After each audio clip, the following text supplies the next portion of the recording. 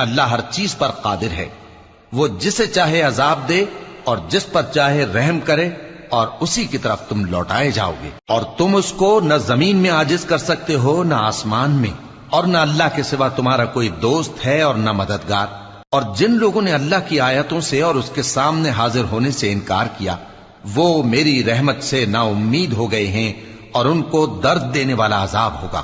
تو ان کی قوم کے لوگ جواب میں بولے تو یہ بولے کہ اسے مار ڈالو یا جلا دو، مگر اللہ نے ان کو آگ میں جلنے سے بچا لیا۔ جو لوگ ایمان رکھتے ہیں ان کے لیے اس میں نشانیاں ہیں۔